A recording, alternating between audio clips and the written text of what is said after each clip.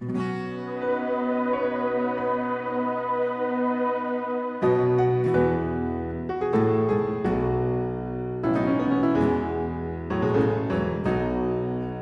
to the Write to Ignite podcast, where we talk to authors who are writing to ignite the next generation with a heart for the Lord. I'm Kyle Morgan. And I'm Brenda Covert. Now, Brenda, I have a question for you. Do you remember the first time you met our guest today? Do I remember the first time? Yes. Well, I've been a member of Write to Ignite for about 10 years. I'm not sure how many of those years, Cindy, were you there longer than me? It's really hard for me to figure it out because I started being a part of Write to Ignite when they were meeting in person. Me too. Then I kind of broke away for a while because I was working too many jobs, et cetera, et cetera. And then I came back after, it must have been after they started doing the online stuff. So That would be I don't know if we just post-COVID. kind of met as we go. Online. Yeah, Definitely online. I'm in online. South Carolina. But wait, you live in Indiana and you came in person to the Write to Ignite I conferences. traveled. Mm-hmm. Cool. Yeah. I got to teach one year. I got to teach a couple classes there, which was nice. It happened to be a time when I dropped a piece of furniture on my toe and we were rearranging stuff at the conference, and I couldn't wear my shoe while I was teaching because my toe was so swollen. So there you go. So if you were at that conference, just let us know. All right. If you wondered what happened, that's what happened. All right. Well, let me properly introduce you. Cindy Lynn Sawyer is a children's author, speaker, and brand storyteller with more than 400 published articles featured in Clubhouse, Clubhouse Junior, In Michiana, Write to Ignite, and other outlets. As a follower of Christ, Cindy writes with purpose to spark imagination, build character, and reflect truth through her true story. Wow, I butchered that. Her picture books, The Wonder of Under, which received third place in the 2025 ACFW Kidlit Contest, and Remy's Sticky Situation, weave together STEM and SEL themes in imaginative, character-building adventures. Cindy speaks at writing conferences and enjoys encouraging others on their writing journey. She resides in South Bend, Indiana, with her husband, near her adult children and 5 grandchildren. Cindy, welcome to the podcast. Thank you. Thanks for having me. So what's something about self-publishing that you wish you had known sooner? That's a tough one. I guess I would have to say, and this, I don't know if it is just for self-publishing. It could be publishing in general from what I've heard.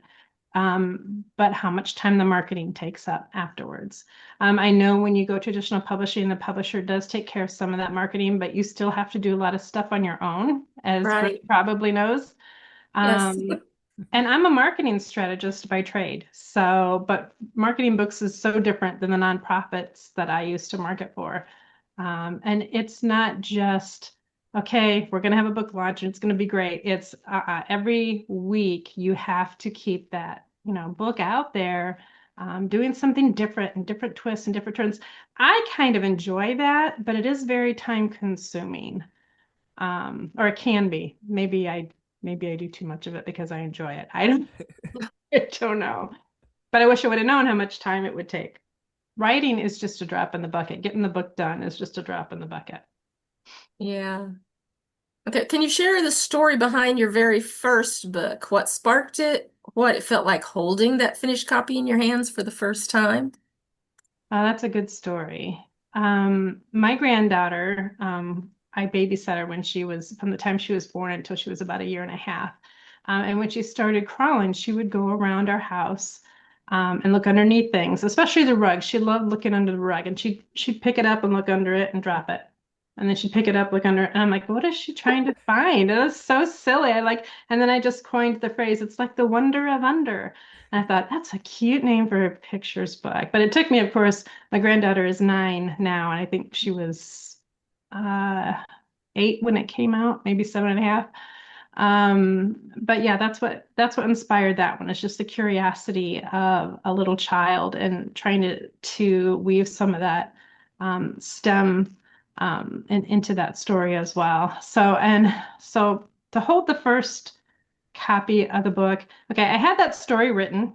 I had two other children's stories written. And then I froze on the cost of an illustrator because, they are expensive. And I knew they were expensive, but I went ahead and had the books written, had them edited, they were ready to go. And I'm like, I'm just that way. I just froze at the illustrator part. So I put them all on a shelf. And then for my birthday's on New Year's Eve, by the way. Everybody celebrates it. Nobody gives me presents, but that's okay. Um, except for my family, they gave me this really cool present. I sat there at my birthday party and they put this square box in front of me. And and they all get their cameras out and I'm going, oh, and I start making faces at the camera. So I'm like, they're being so silly. And I opened it up and it was my book, Illustrated, The Wonder of Under. And what had happened is they had hired an illustrator, but she fell through. I think it was a translation of English to whatever language she spoke, so it was hard for her to articulate what it is that they wanted in the illustration. So in order to meet for my deadline, my daughter illustrated the book, um, which was really cool. So anyways, I opened the box, and of course, I'm being all silly, and I opened the box, and then I look at it, and I just start bawling. I was bawling. And then, of course, everybody's like, oh, oh, except for my 12-year-old granddaughter who's sitting on the couch going, somebody's crying. I want to see. So it's like so many different reactions and emotions at that moment. But it was amazing to have my family support me that way. I mean, they know I wanted to write stories my whole life. Even now, I just get goosebumps about, just how encouraging it was for them to do that. And that's what encouraged me to do my second book, um, which I did bite the bullet and pay an illustrator. So it's just getting it out there and being like, oh my goodness, I could do this. Well, your daughter did such a good job. Paxton is just the cutest little thing. Thank you. Because He I is. do, full disclosure, I have both books. Oh, well, and the other thing is, when she created it, she gave me the files. Her illustrations are charming, but there were a few things I did, like the little frog in the book. I added that. I added some different facial expressions to Paxton because I think he had like the same smile or straight mouth or something throughout it all. So I added the hand wherever you see his little hands. I've done that. The boat was just a plain little sailboat, and I pulled in the sponge and the wrapping paper print onto the final pages. So, because I know Photoshop and stuff, I was able to do that. So it was, and I changed some of the wording too that I wanted to flow a little bit better. So it was just so cool to do. And so you hired an illustrator for the second one. So Darcy talked about this in the master class. Like, where do you find the illustrators? Because as you said, the first time there was some, it kind of fell through. Like, what's some good reputable sites, and how do you know, you found somebody good?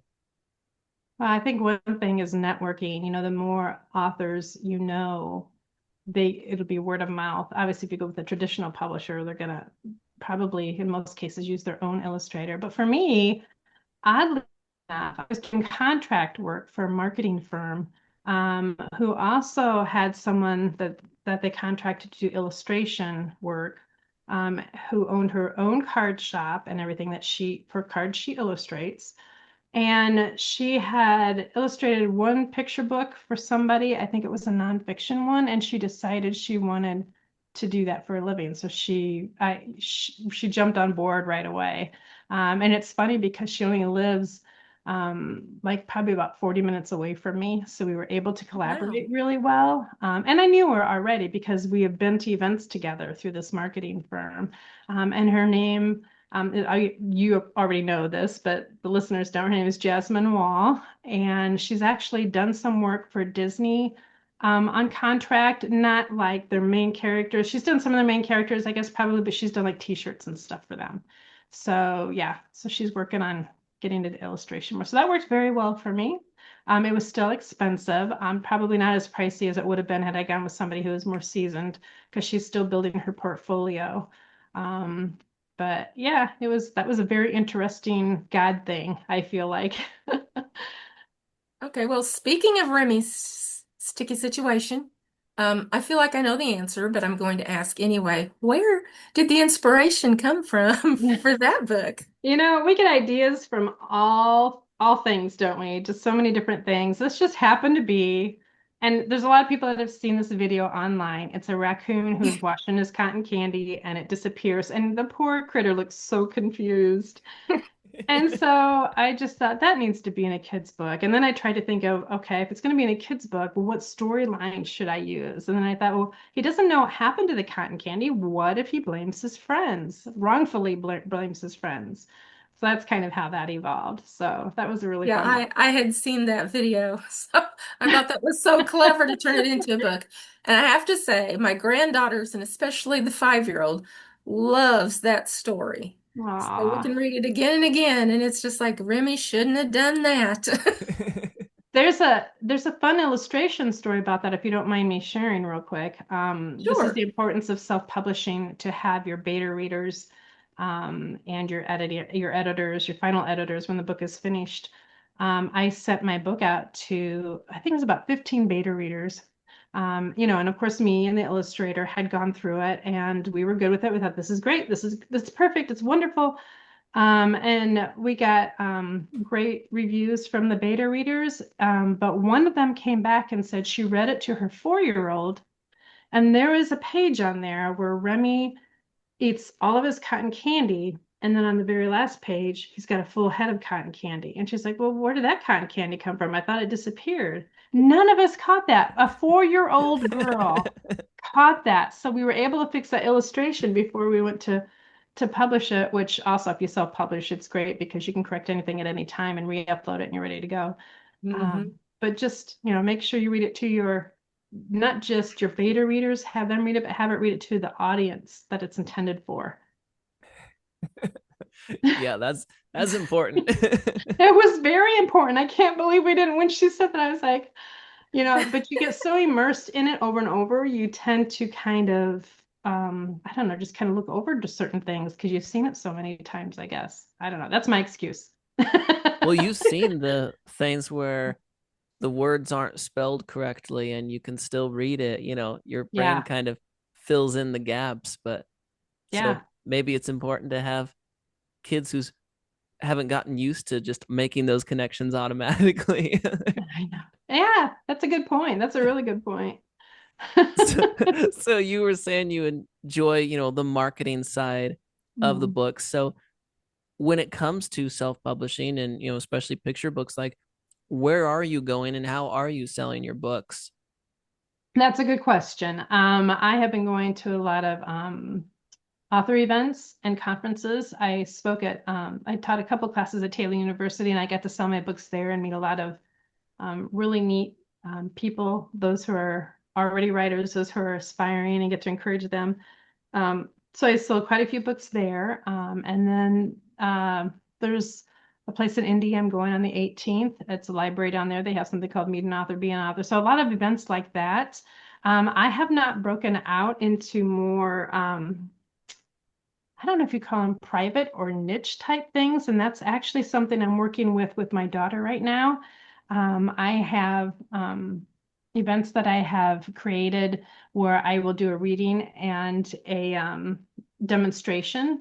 Like for example, The Wonder of Under, we'll make I'll read the book to them and then I'll show them how to make a boat.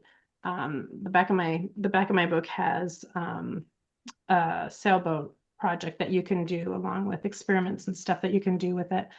Then if they want to add things on, they can add on some other stuff. So I'm not sure how that will go yet. I think it will go very well. My daughter is going to make those contacts for me because I just don't have the time to do everything, my blog posts and just there's so much, my newsletter and getting out and doing other things. But so I'm excited about that actually because I'll get to intermingle with the kids. We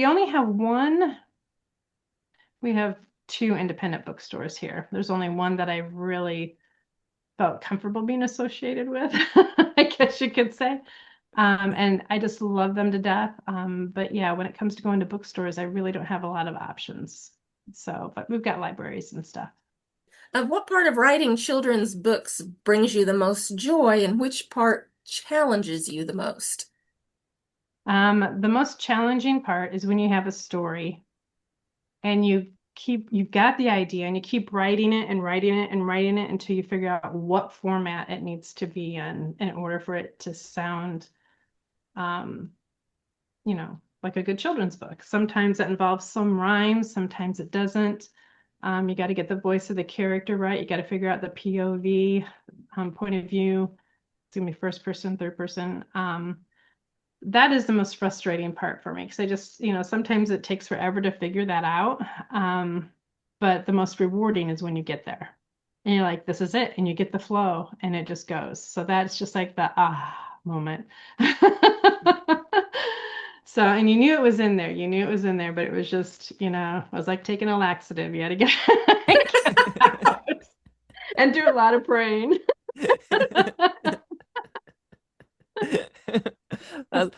That's not the sound bite that I was expecting. But it's a good one.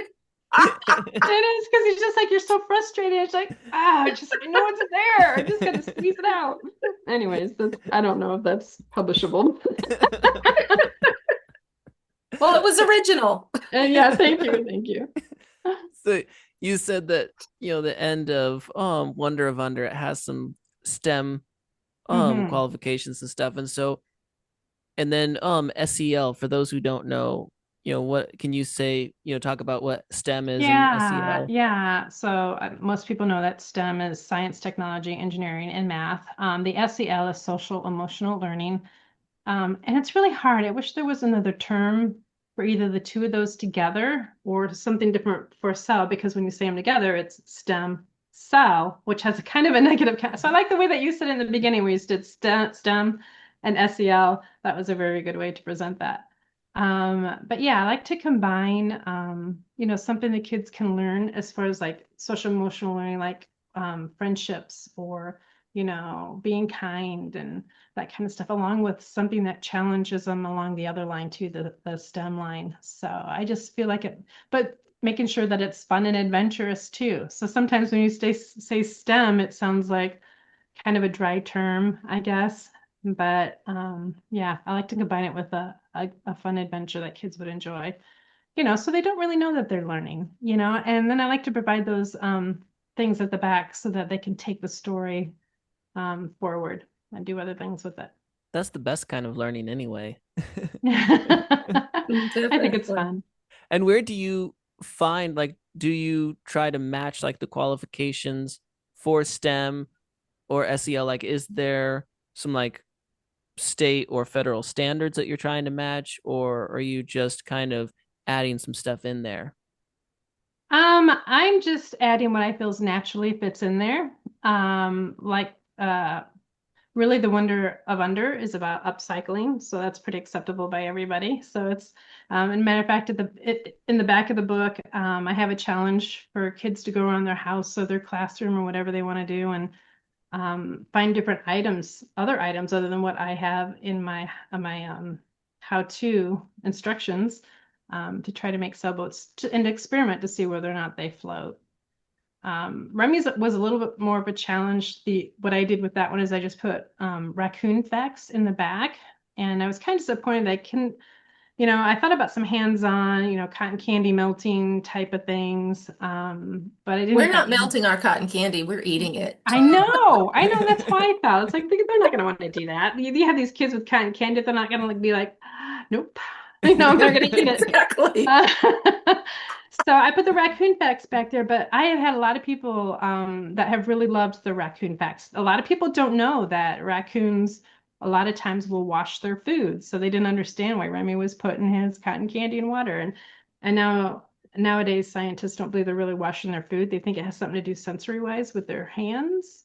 It helps them to feel differently. I don't know, feel better, things better. Yeah, I don't believe that. They're washing their food. That just makes no sense to me. I like it. Brenda refuses to bend.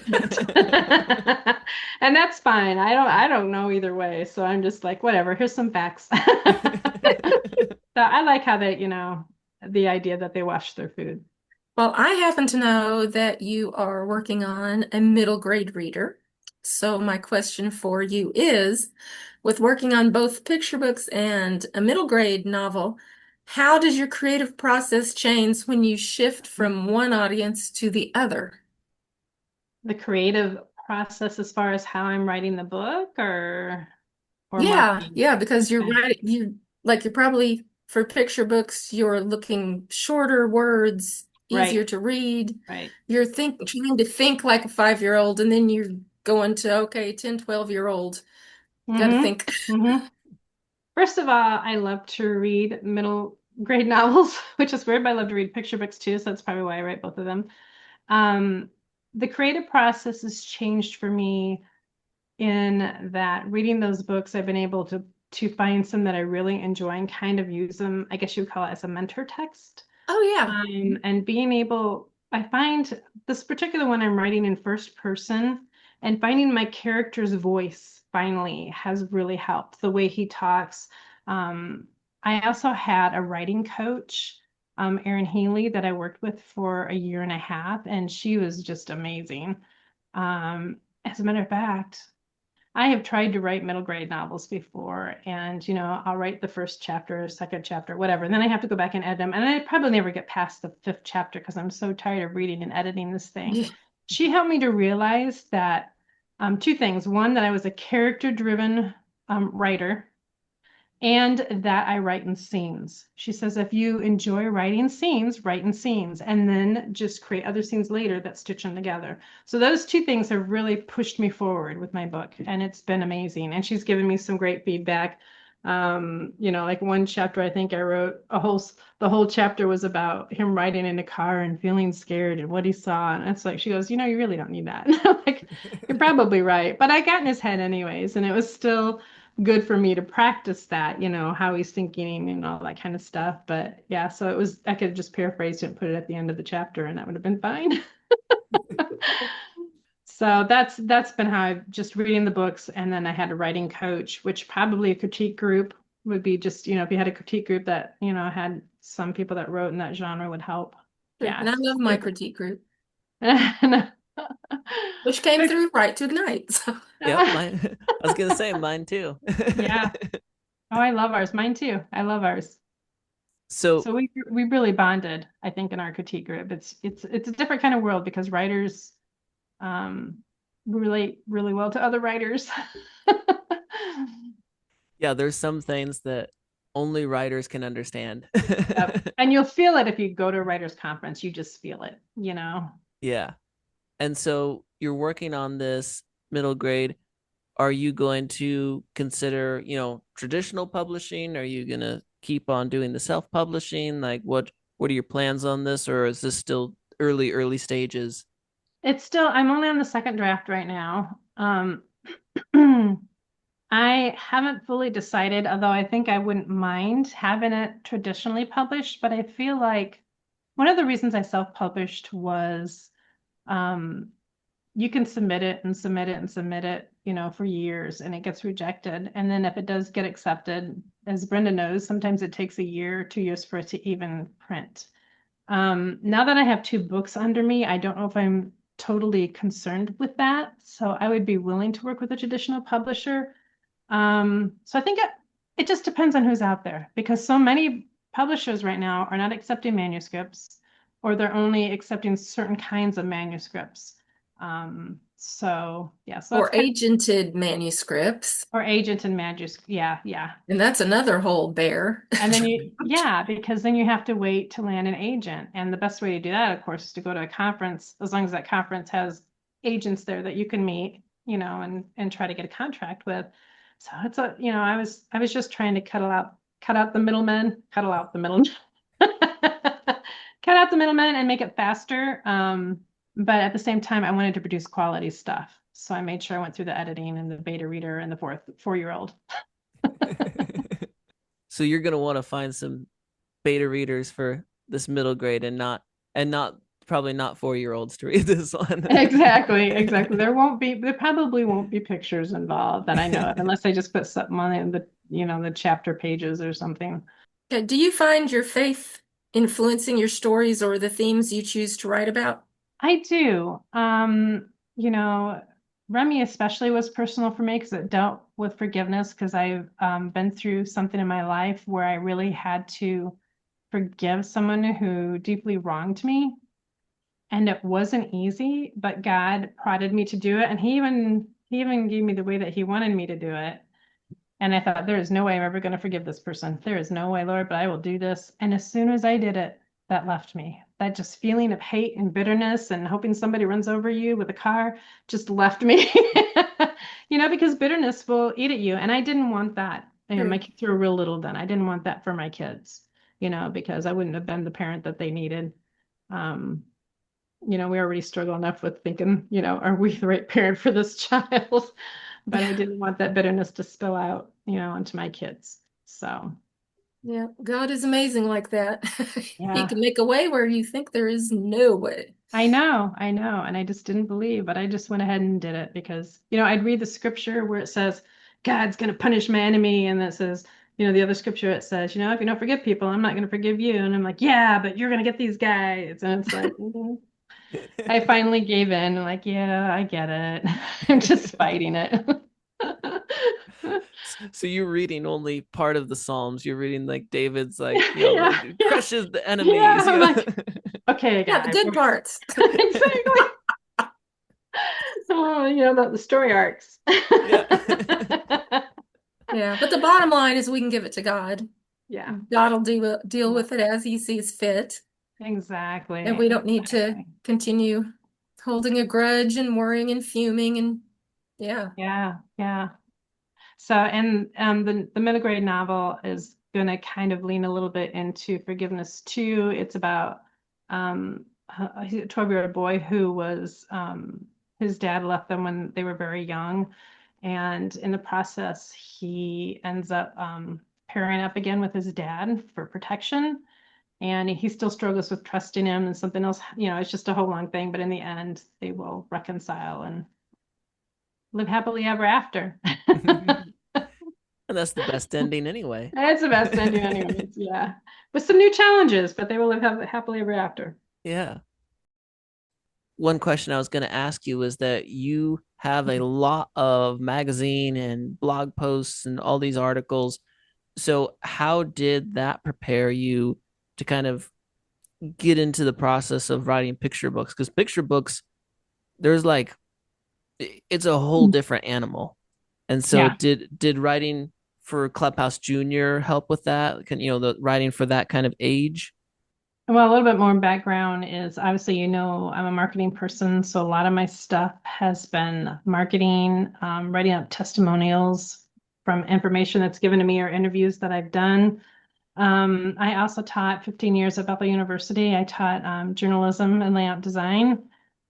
So all of the writing, for the most part, that I had done was pretty much, I don't want to say non-creative because, I took that information and tried to make something creative, but it was all nonfiction stuff.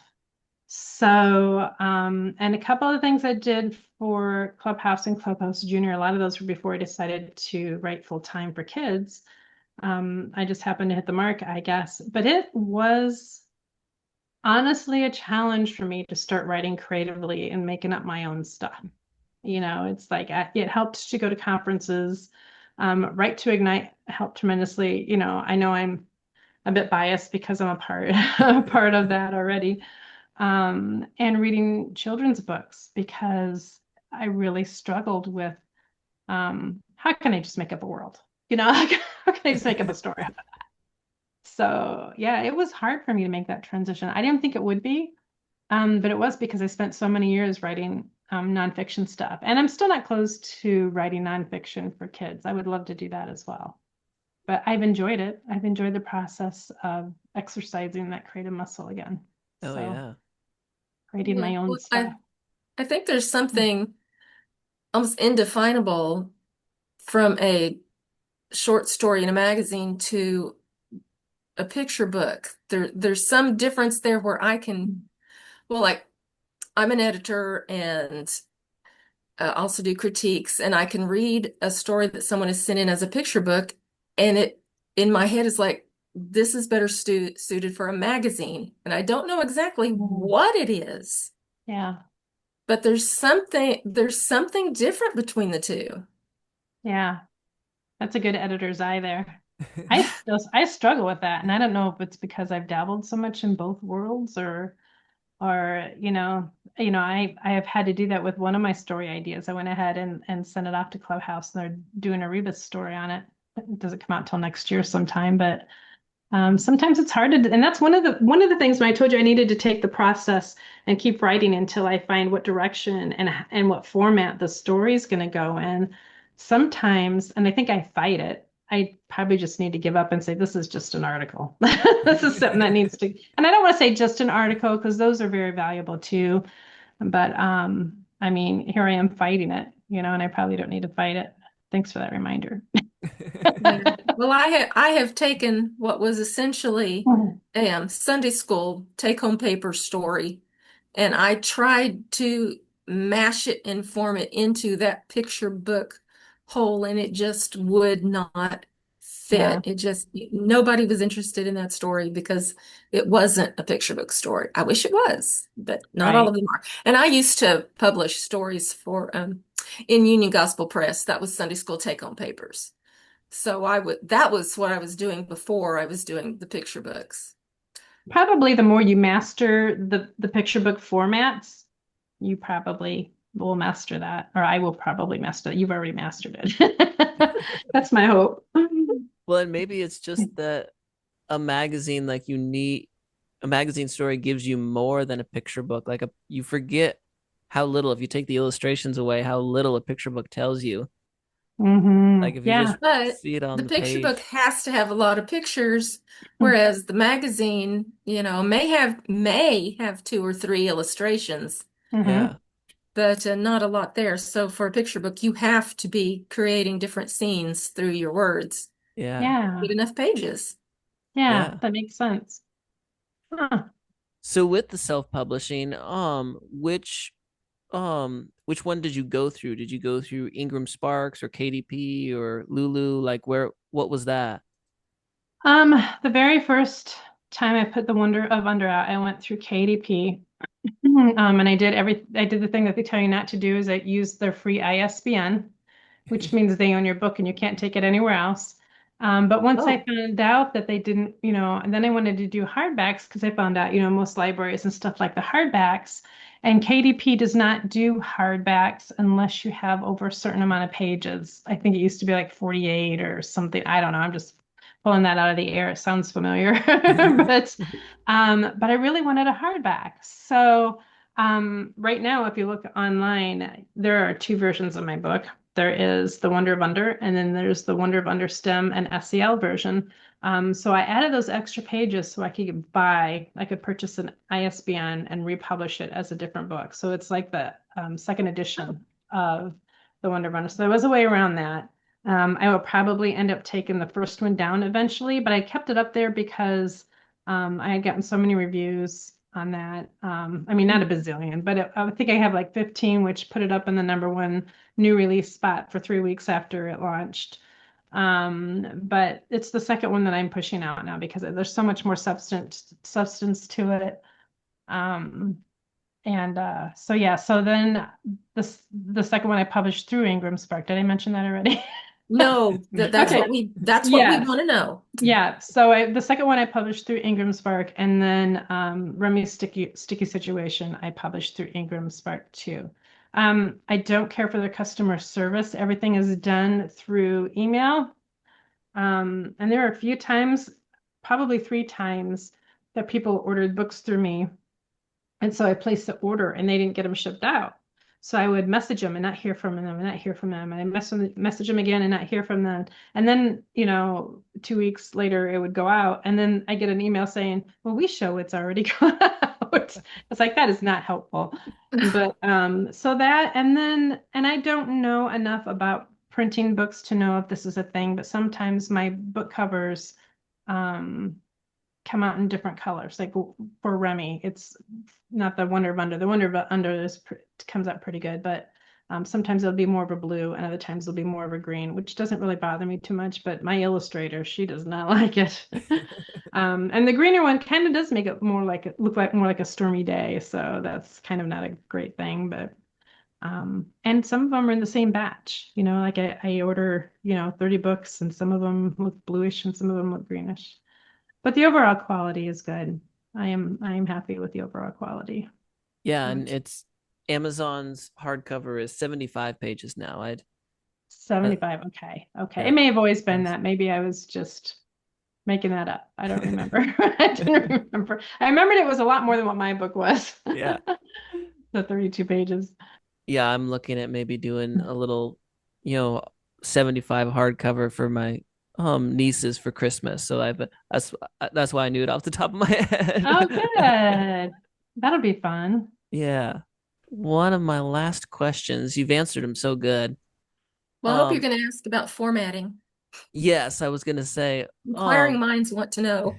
Mm. especially formatting a picture book, formatting a middle grade or something like that, that's a little different. But when you're talking illustrations, where to put the words, fonts, the colors, all of that, like what software do you use? And is that on you? Is that somebody you contracted out? Like how does that work?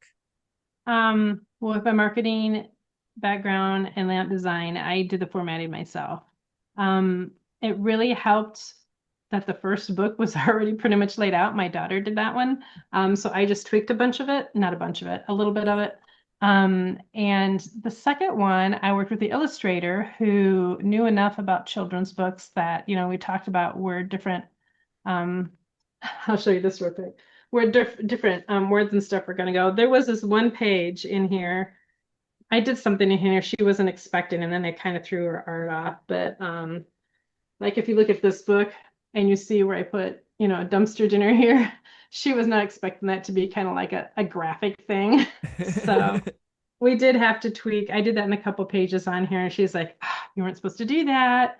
But it turned out good. I'm glad I did it because there's another page with it on there. It just makes it jump out at you. Whoops, wait a minute. Where am I? There we go. Makes yeah, it yeah. jump out. No friend of mine. Yeah, my granddaughters will, when we get to that part, that's what they will say. Yeah. So there are some things that are worth the extra headache, or if she didn't charge me anything, but it would have been worth maybe the extra expense to do that, just to give it some more character. And So you yeah, I did that. I know a lot of people hire others. Again, if you need to hire somebody, it's good to go through your network. What have other authors used? If you go to a conference, I've met several people who are like, I think they call them coaches, who do all kinds of like concierge services, like they can format your book for you, or they can do all kinds of stuff, connect you with illustrators. That might be another good option, as long as you know that they are on the up and up, referred to you. so did you use the Adobe's InDesign? I did not. I used Canva. Okay.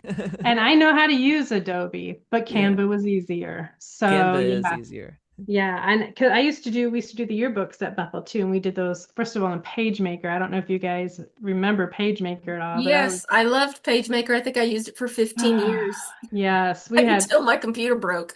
we had a lot of headaches with it because we were working on a network, and PageMaker wasn't made to work on a network at the college, and it just Mm. we sometimes it would crash and we would lose hours worth of work. And then Oh, we upgraded to Adobe Design and Photoshop. So yeah, that's creating books. That's yearbooks. That's what we used. But really, Canva was easier. I was able to do pretty well. Now, if you did a novel, like, I don't think you would, because I feel like you would have to line things up more accurately and succinctly. I'm not mm. sure though, because I haven't been there yet. Yeah. That would putting a novel in Canva, Hmm. like You hundreds and might, hundreds of pages. yeah, That would be a headache. somebody else needs to do it at that Yeah, point. that's Who what I'm wants thinking. to Even take with, my money and fix it? yeah, yeah, even for me, I don't know if I want to sit there and format a whole novel. So I would probably hire someone to do that. yeah. And so Canva you didn't have any problems with Ingram Sparks with Canva? No, the only problem I had actually, and my husband's a math whiz. I sat there and measured out what the cover was supposed to be size-wise so it would fit on. Um, Felt that it was accurate, sent it through. I had so many problems getting them to accept my cover. And then Mhm. finally they did. Um, but then I had to make some change on it or something and send it back through. And and I still haven't fixed this part yet. If you look at the bottom, our bylines are really close to the bottom, and I don't like that. They weren't supposed to be. So I paid my illustrator to add a little bit more to that just recently. So I'm going to send it back through. The point is, my husband, being the mathematician, I had him go back through all the measurements and check, and his were spot on. So the only thing I could think of is that theirs is off, that they're giving us the wrong. So I don't want to say that's so because it's it could always be me. But I'm going to send this back through, and if that works, then I'll feel like, yeah, it was them. Are you sure? I'll send through the We corrected authors, we number. like to Yeah, tweak things. yeah. Oh, we do. We do. Which is great. If you like to tweak things, self-publishing is the way to go. Yeah. You can always update it. Okay. Well, I have a fun question for you. Okay. Um, if one of your characters, either published or non, were to step off the page and spend a day with you, which one would it be and what would you do? It would be Remy, and I would have to follow him. He'd be worse than my cats. I'd have to follow him everywhere because he likes to touch everything and eat everything. Um, he'd feel bad about it later, probably, but he'd mess up my house. He's very curious. He's very curious and very hungry. Like a couple of little kids I know. Yeah, he is. He's like a raccoon kid. He really is. So, and that would be fun. That's a fun question. Yeah. My last question, and I always like to ask this question of what is an author right now that you are loving what they're doing? It could be picture book, it could be middle grade, anything that you really like what they're doing. There is one author, I hope I got her name right. Tina Cho, I think is her name. And you guys have done, I think you guys did a review on her on the ocean. Someone did. I'm not sure if it was Right to Ignite or not, but it was Yes, we okay. did. I'm pretty sure it On was us. sh- something about being an oceanographer. But she did another one too that I did a review on God's Little Astronomer is the name of it. God's Little Astronomer, and it puts kids in those positions of science, and puts them on a journey. And I just think she does a beautiful job with that. Um, I also like Glenys Nellist and Laura Sassy. They write books that are more for like kids before they get to preschool age, and I don't really write for those, but I love the work that they do. I don't know if I'll ever write for that grade level, but I do enjoy those. Yeah, we interviewed Laura Sassy earlier, so Yeah, yeah, she's so fun. yeah, She is. I have several of her books, and I have at least one of Glenys's. Hmm. So yeah, and I know I've read Tina Cho. I don't think I own one of her books yet. I'd have to say Annette Whipple too, because I want to get into writing Yes. nonfiction, and she nails it. And I love the work that she does. She just put out a new one too called Flick about Yes, lizards. Flick. So yeah. So those are fun. And so that's kind of one of my goals is to do some nonfiction for kids because I have a lot of ideas on those. I'm just not sure how to write them or format them yet. So Well, use hers as a mentor text. I know I have two of them. I have Meow and I have Ribbit. I think it's Ribbit. It's the frog one. Ribbit the Frog one, yeah, my Yeah. granddaughters loved that one. I think I was looking for the spider one and could not find it. There is a spider one, right? Or an owl one. Yes. And there's an owl one too. There's a There's so spider and many. an owl. Uh-huh. And she also has a shark one. I didn't know she had a shark one. I was looking her up the other day. The one thing I admire most about, not most, but about Laura and Glenys too, if you ever want to see how to market yourself, they do a phenomenal job, both of them. I was at a conference last year with Glenys Nellist and got to meet her and have a one-on-one with her. And later on, her and her husband came around and found me, and she goes, "Let's get a picture of our books together, for social media." And so she's always thinking of marketing. It's part of her life, and she's so natural with it. She's just herself, and that's what people love about it. If you can be yourself and market, you've nailed it. So. Yeah, and Laura Sassy with her rabbit ear hats. Yes. Yes. Her just fun friend side. So yeah. Very kid friendly, which is a Yeah. good thing for a children's author. Yep. Yep. So they're inspiring in that area. Well, Brenda, do you have one last question? Well, normally my last question would be, can you give us a little sneak peek into what you're working on next? But you've already told us about the boy who turns invisible. Do you have anything else that you're working on? I do actually, and it's so fun. I wish I would have thought about this because I had AI create a character. Not that I'm going to use it as for my book, but just to get, I like to have visuals when I'm writing my story. I was sitting through a sermon not too long ago, where they talked about, how Jesus, when he came in Jerusalem and there was all the noises and the Pharisee, all these people praising him, and the Pharisees told him, you need to tell these people to be quiet. And Jesus says, I tell you the truth, if these people are quiet, even the rocks are going to cry out.